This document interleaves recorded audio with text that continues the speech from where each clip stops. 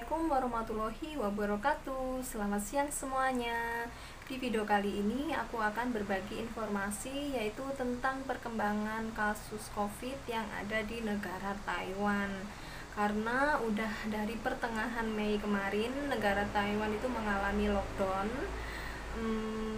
Mestinya itu sampai tanggal 30 Mei kemarin ya. Lockdownnya kan sekitar 2 minggu. Nah, karena kasus ini semakin meningkat, akhirnya diperpanjang lagi sampai 14 Juni. Dan kemarin aku dengar berita itu diperpanjang lagi sampai 28 Juni. Jadi totalnya nanti 1,5 bulan itu Taiwan mengalami lockdown. Dan untuk kegiatan terutama anak-anak sekolah itu mereka belajar dari rumah. Mereka udah nggak sekolah lagi. Kalau dulu itu waktu di tahun lalu, tahun 2020 itu Taiwan nggak ada lockdown loh, padahal negara-negara lain itu mengalami lockdown. Dan baru kali ini negara Taiwan mengalami lockdown, berarti ini memang udah parah dan bahkan udah siaga 3 gitu loh.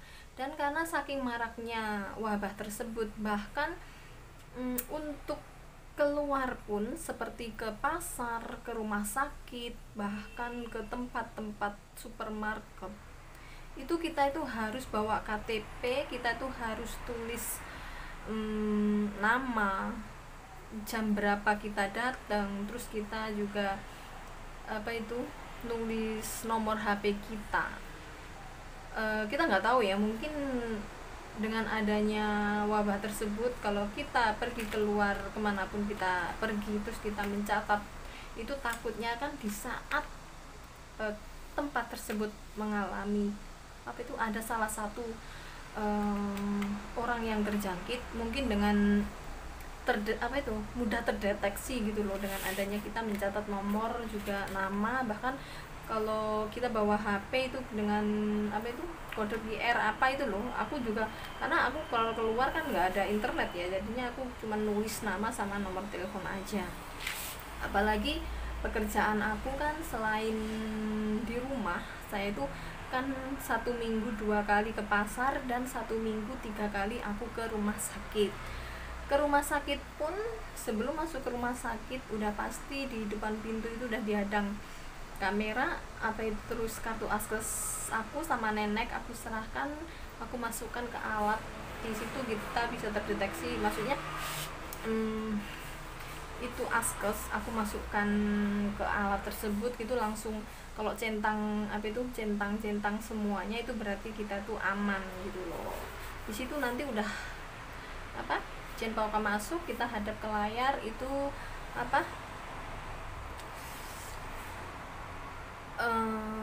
masker kita itu udah 99% belum, terus secara otomatis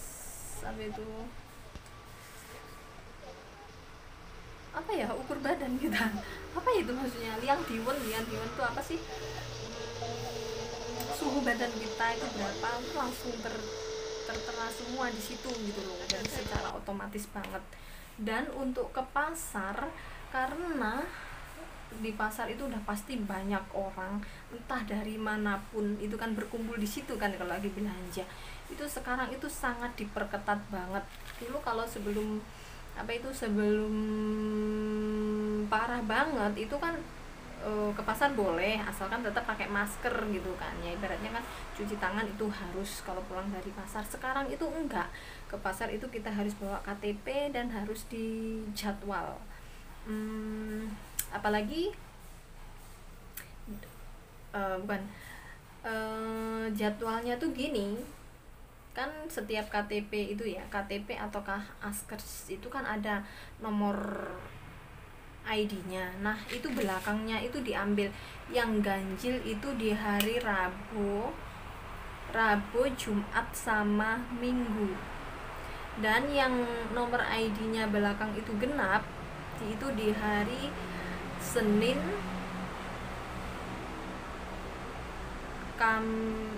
Selasa. Mikir banget ya. Selasa, Kamis sama Sabtu. Nah, kebetulan banget nomor ID aku di KTP itu adalah nomor 1. Jadinya aku kalau ke pasar di hari Senin, Rabu, Jumat, dan Minggu. Dan kebetulan banget karena jadwal tersebut itu jadwal dimana aku nggak ke rumah sakit gitu loh. Jadinya pas, karena aku waktu ke rumah sakitnya itu di hari Selasa, Kamis, sama Sabtu. Sedangkan waktunya ke pasar itu aku selalu di hari Rabu dan hari Minggu. Dan aku cocokkan sama ID aku, itu pas banget. Aku nomor belakang seri aku adalah 1. Jadinya aku ke pasarnya itu di hari Rabu dan juga Minggu gitu. Jadinya bisa bagi waktu. Dan sekarang ke pasar itu tidak boleh lebih dari 1 jam, tapi harus cepat beli, harus cepat-cepat pulang gitu loh. Kalau enggak itu akan didenda 10.000 NT. 10.000 NT itu aduh udah berapa itu, 10 kali 5 juta. Jadinya kalau kita ke pasar seperlunya aja. Aku kalau ke pasar itu pulang pergi itu 1 jam, karena aku ke pasarnya itu kan jalan kaki dari rumah itu paling 8 lebih seperempat, kadang juga setengah 9. Jadi aku jalan kaki sampai sana itu berapa menit ya, mungkin 15-an menit. Terus nanti aku belanja muter-muter udah balik. Pokoknya aku tuh jam setengah 10 aku belum pulang, malah setengah 10 itu masih di lampu merah sana. Pokoknya aku pulang itu jam 10 kurang seperempat itu aku nyampe rumah. Padahal itu aku jalannya tuh cepet banget, karena kalau hari Minggu aku tuh memang ngejar waktu ya, karena bos aku kalau Minggu ada di rumah, habis bangun pagi, habis nyiapin sarapan nenek, terus ngajak olahraga di bawah, langsung pulang. Bahkan kadang itu nggak sempet sarapan gitu ya, itu aku langsung berangkat ke pasar. Pokoknya udah buru-buru, udah ngejar waktu banget, karena pulang jam 10 langsung masak. Apalagi kalau masak daging itu udah perlu waktu banyak ya. Jadinya dari situ saya harus bisa harus bisa membagi waktu semaksimal mungkin. Pokoknya jam waktu makan siang itu harus tepat waktu, karena bos aku tuh juga jam 11 itu udah dikit-dikit nengok dapur. Selanjutnya itu salon-salon di Taiwan sini semenjak tanggal 4 Juni kemarin sampai tanggal berapa ya, 14 Juni nanti itu kayaknya juga ditutup. Kalau melanggar peraturan tersebut itu kena denda 15.000 NT. Jadi buat ama-ama yang biasanya dikit-dikit pergi ke salon itu sementara itu di rumah. Apalagi kalau nenek aku mah jarang banget ya, cuman aku lihat di seluaran sana itu memang banyak banget salon buat ama-ama, buat lansia-lansia, buat ama akong gitu loh. Dan untuk sementara ini memang harus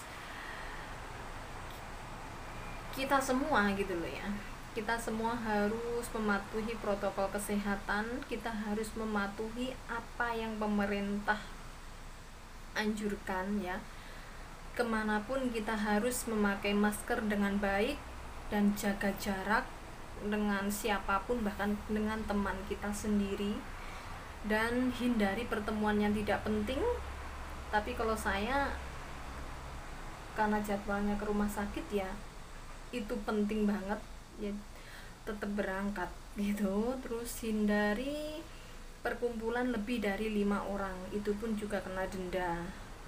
Terus jaga kebersihan, pokoknya tetaplah kita harus mematuhi protokol kesehatan. Aku kalau keluar rumah kalau nggak penting, bahkan ke toko pun saya tuh sekarang males banget, karena harus nulis itu tadi, harus nulis nama dan juga nomor telepon itu tadi. Jadinya kalau buang sampah pun keluar, buang, ngobrol sebentar itu aja juga jaraknya aku nggak terlalu deket. Terus selalu bawa hand sanitizer itu.